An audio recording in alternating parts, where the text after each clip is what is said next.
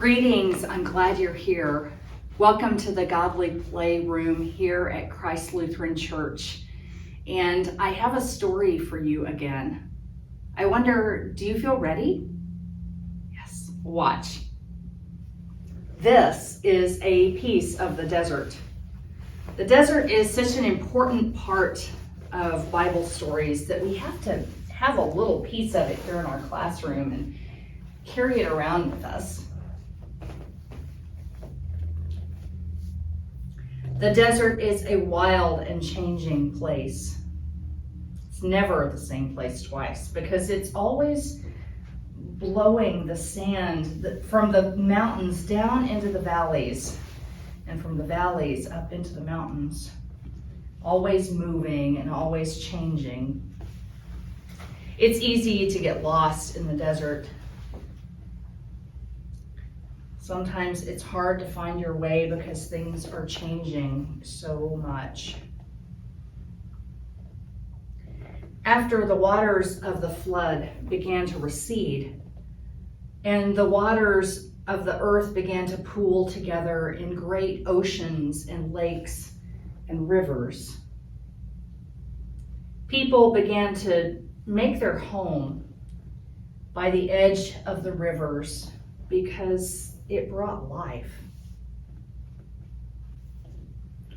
These family groups grew into communities and then towns and even great cities. This is the ancient city of Ur, and this is the ancient city of Haran. Now, in the city of Ur, most of the people that lived there believed that there was a God for the sand, and there was a God for the water, and there was a God for the air. There was a God for each separate thing.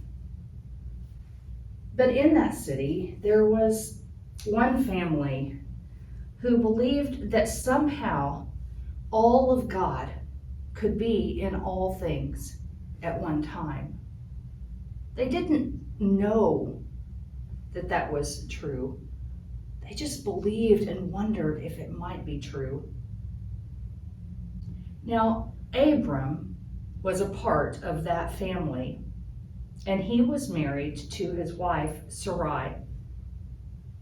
There came a time when the family needed to move away from Ur, and so they gathered all of their belongings and all of their relatives, the aunts and uncles and grandparents and cattle and children and all of the things, and began to walk along the edge of the river. It took a very long time, and at times it seemed lonely. Finally, they started to see folks coming in the other direction along the trail, and they knew that they must be close to another city. Finally, they came to the land of Haran. Abram still liked to go out to the edge of the wilderness and pray to God. And God came so close to Abram, and Abram came so close to God that somehow Abram knew what God was telling him. God wanted Abram and Sarai to keep going past the edge of the river, out beyond the edge of safety, to keep going out into the wilderness. Because he promised that they would be the parents of a great family that numbered the stars in the sky and the grains of sand in the desert. So Abram and Sarai continued with just a few close friends out past the edge of the river. Finally, after some time of walking, they came to a city called Shechem, and there Abram prayed to God, and God was in this place too. And so Abram built an altar there at Shechem to show that God was in this place. but they were not to stay there. And so they kept walking. They came to another city called Bethel. And there, Abram prayed to God, and God was in that place too. And so Abram built another altar, marking the place where God had been. But they were not to stay there, and they kept walking.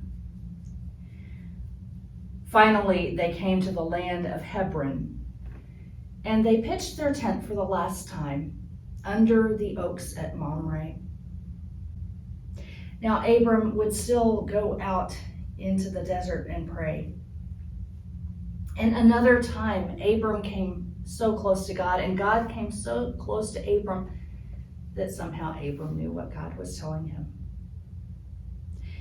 God reminded Abram of the promise that he was to be the father of a great family that numbered the stars in the sky and the grains of sand in the desert. And Abram laughed, because by this time he and Sarai were so old it just didn't seem possible. But God asked Abram to change his name, and Sarai too, so that their name would have inside of it the very name of God. And so Abram changed his name to Abraham, and Sarai changed her name to Sarah. After a little while, one day 3 strangers came out of the desert to visit Abraham and Sarah. And as was the custom, Sarah made a great feast for the visitors of 3 measures of flour and milk and honey. And she stood at the door of the tent when the strangers were talking to Abraham. And the strangers said that Abraham and Sarah were to have a son. And this time, Sarah laughed because it was so funny. They were too old. But do you know what happened? They did have a baby, and they named their son Laughter. In their language, it is Isaac. Now, by this time, Sarah was very old, and Sarah died. And Abram and Isaac buried Sarah in a cave near the oaks at Mamre. Abraham missed her a great deal, but he knew he had another task to do before he died. He had to go back, or send back, all the way to the land of his people to find someone that might be a companion for Isaac. And so he sent a trusted servant all the way back to the land of Hebron. And there, in that place, the servant came to a well. And standing near the well was a young woman named Rebecca, and she was as courageous as she was kind. And the servant told Rebecca about the great family. And Rebecca wanted to return to be a part of the great family. And so she went all the way back to the land of Hebron. And when Isaac saw her coming, they ran together to greet one another. And Isaac and Rebekah were married. Now, by this time, Abraham too was very old, and he too died. And so Isaac buried him in the cave next to Sarah near the oaks at Mamre. But then Isaac and Rebekah, they had children. And then those children had children. And then those children had children. And this kept happening over and over until finally your grandparents were born. And then your parents. And then you. So that you number with the family the stars in the sky and the grains of sand in the desert among the great family. Now, I wonder, what is your favorite part of this story?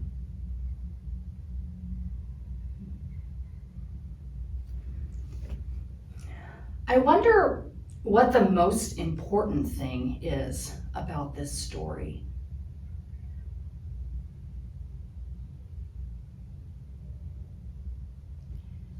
I wonder what part of this story is especially about you.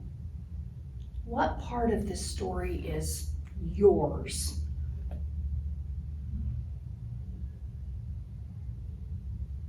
I wonder if there's any part of this story we could take out and still have all that we need of the story.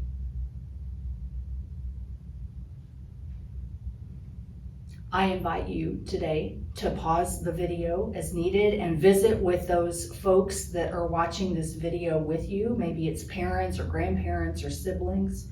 Or you might want to take some time to create something, maybe with some Play-Doh or some markers or some watercolors.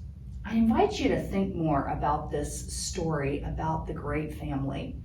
It's great to see you. I would love to see you in person. You could always join us on Sundays at 9:15 for Godly Play. Or here, I'll see you here next time. It's good to see you. Blessings.